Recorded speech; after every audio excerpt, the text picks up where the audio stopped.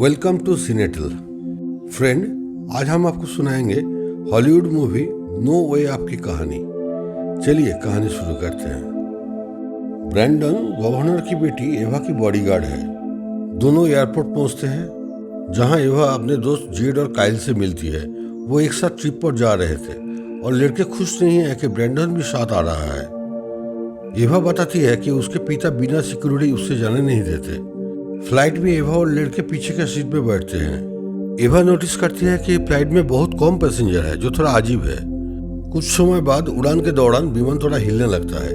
Pilot घोषणा करता है कि कुछ पक्षी विमान से टकरा गई है, लेकिन चिंता की कोई बात नहीं है। अचानक फिर से विमान हिलता है और एक इंजन में आग लग जाती है। पायलट सभी को सीट बेल्ट बांधने का निर्देश देता है, लेकिन जल्दी ही प्लेन का एक हिस्सा टूटकर प्लेन का दीवार में टकराती है, जिससे एक यात्री की मौत हो जाती है। सामान सब इधर उधर गिरने लगता है। कुछ पैसेंजर्स जो सीट बेल्ट नहीं बांधे थे वो भी उड़ जाते हैं। कुछ ही सेकंड में प्लेन का एक हिस्सा फट जाता है। ब्रैंडन एक आदमी को पकड़ने का कोशिश करता है, लेकिन वो उड़ जाता है। एक और आदमी सीट पकड़े रहता है, लेकिन वो भी गिर जाता है। एक फ्लाइट अटेंडेंट एक आदमी को बचाने की कोशिश करती थी, लेकिन खुद गिर जाती है। फ्लाइट तेजी से नीचे गिरता है और समुद्र में क्रैश कर जाता है।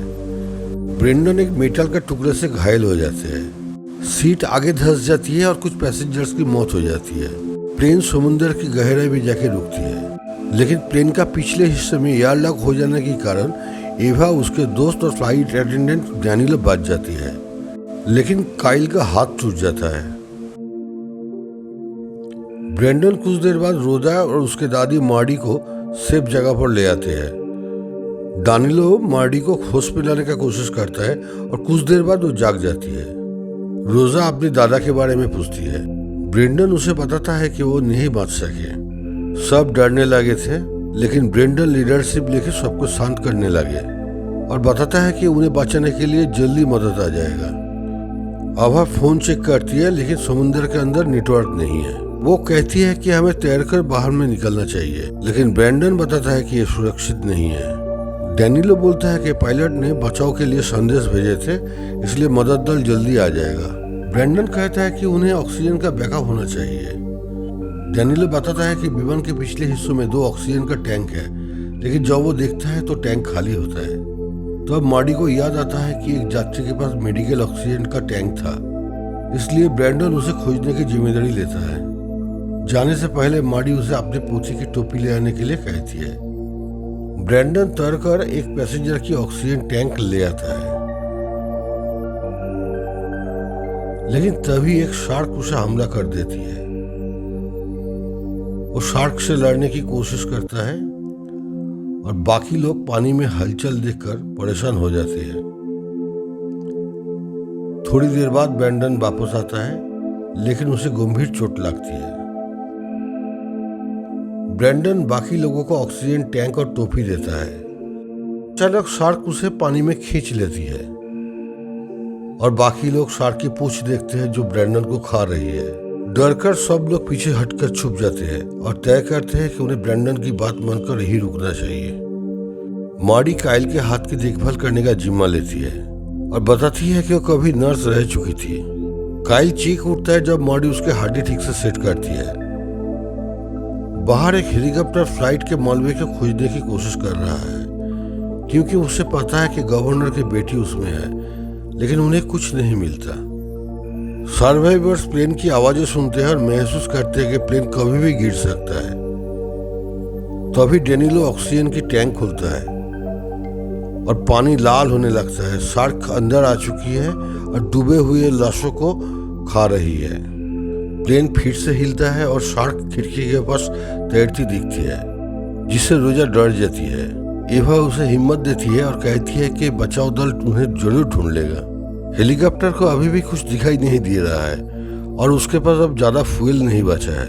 ग्रुप पानी का स्तर देखता है और अंदाजा लगाता है कि उनके पास 3-4 घंटा है, लेकिन मेटल की आवाजें और छत से पानी गिरने के लिए उन्हें नहीं लगता है कि प्लेन इतना समय टिकेगा।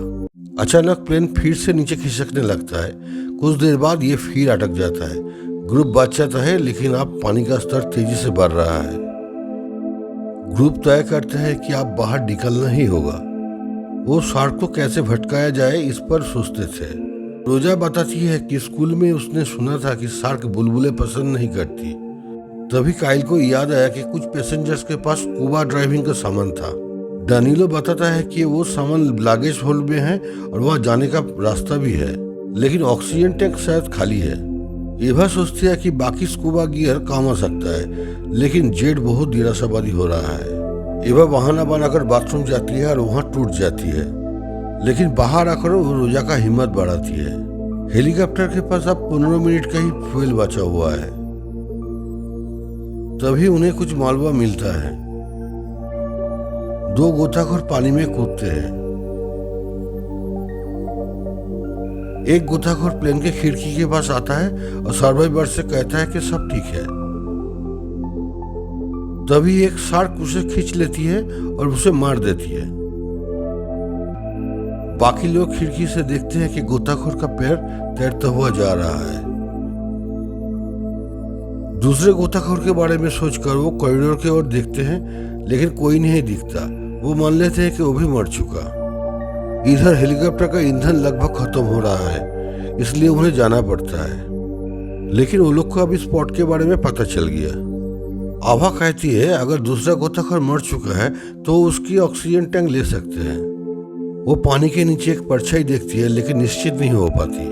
जेड बेहतर देखने के लिए सीट के ऊपर खड़ी होती है, लेकिन फिसल कर पानी में गिर जाती है। सब चिंतित हो जाता है क्योंकि वो उसे देख नहीं पा रहे थे, लेकिन वो मजाक में उभर कर हंसती है। लेकिन वो समय पर बाहर नहीं निकल पाती और शार्क उसे पकड़ लेती है। जेड शार्क से लड़ती रहती है और ग्रुप उसका हाथ पकड़कर उसे बचा लेता है। लेकिन दुख की बात है कि वो देखते हैं जेड का एक पैर नहीं है। मारी रोजा से पर्दे के पीछे जाने के लिए कहते हैं और उसके घाव का ख्याल रखता है। मारी सीट बेल्ट से एक टर्निकेट बनाकर खून को रोकता है। जेड रोने लगती है क्योंकि अब वो ट्रायथलन में हिस्सा नहीं ले सकेगी। आवा अभी भी दृढ़ संकल्पित है, इसलिए वो स्कूबा उपकरण खोजने के लिए निकल पड़ती है। डेनिलो हैच खोलता है और देखता है कि सामान का हिस्सा भी पानी में डूबा हुआ है।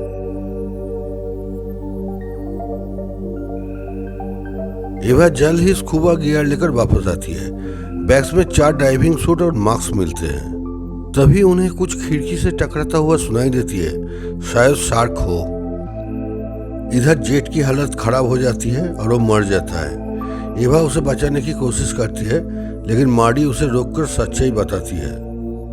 प्लेन फिर से खिसकने लगता है। इस बार कॉकपिट टूटकर एंकर का काम करता है। पानी तेजी से बढ़ने लगता है। अब उन्हें जल्दी बाहर निकलना होगा। रोजा के शार्क वाले आइडिया याद करते हुए वो ऑक्सीजन मास्क के छोटे टैंक से बुलबुले बनाने की योजना बनाते हैं, लेकिन अब भी उन्हें लंबी दूरी तैरनी है। और काइल डर जाता है क्योंकि उसका बचपन में एक हादसा हुआ था जिसमें वो तैरने में कमजोर है। एवा और रोजा उसे हिम्मत देते हैं और वो कोशिश करने के लिए तैयार हो जाता है। एवा ऑक्सीजन मास्क इकट्ठा करती है और सभी डाइविंग सूट पहनने लगते हैं। मार्डी सूट नहीं पहनने का फैसला करती है क्योंकि इस उम्र में वो तैर नहीं पाएगी। जेट को अलविदा कहकर सभी पानी में कूद जाते हैं। जैसे वो तैरते हैं, प्लेन फिर से खिसकने लगते हैं। कॉकपिट टूटकर गहरे में गिर जाता है। मार्डी एवा से कहती है कि वो रोजा को लेकर पहले तैर जाए। एवा और रोजा तैरने लगते हैं, लेकिन रास्ते में शार्क आ जाती है। वो ऑक्सीजन टैंक खोलकर शार्क को भगा देते हैं। काइल और डैनिलो भी उनके साथ जुटते हैं, लेकिन मार्डी समझ जाती है कि वो बच नहीं पाएगी और अपने पोती से मिलने का इंतजार करती है। तभी काइल घबरा जाता है और वापस तैरता है, लेकिन शार्क आकर उसे खा जाती है। डैनिलो डर कर रोजा और एवा के पास आता है। वो मरे हुए गोताखोर के टैंक लेकर अपनी सांस भरती है। एवा रोजा और डैनिलो को टैंक देकर बाहर भेज देती है, लेकिन जब वो भी जाने वाले होती है, शार्क रास्ता रोक लेती है। एवा चुपकर बैठ जाती है और शार्क उसे देखे बिना आगे बढ़ जाती है। फिर एवा आगे बढ़ती है, लेकिन पानी का दबाव उसे रोकता है। वो सीट पकड़कर आगे बढ़ती है और प्लेन के गिरने से पहले बाहर निकल जाती है। अब एवा ऊपर की तरफ तैरती है, लेकिन हवा खत्म हो जाती है और वो बेहोश हो जाती है। उसका शरीर तैरकर ऊपर आता है और वो जब पानी के ऊपर पहुंचती है वो सांस लेती है और तुरंत होश में आ जाती है।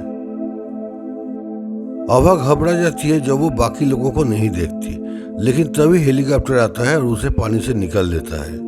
दानिले और रोजा पहले ही बचाए जा चुके हैं। जब रोजा अपनी दादी के बारे में पूछते हैं तो आभा उसे दुखद समाचार देती है।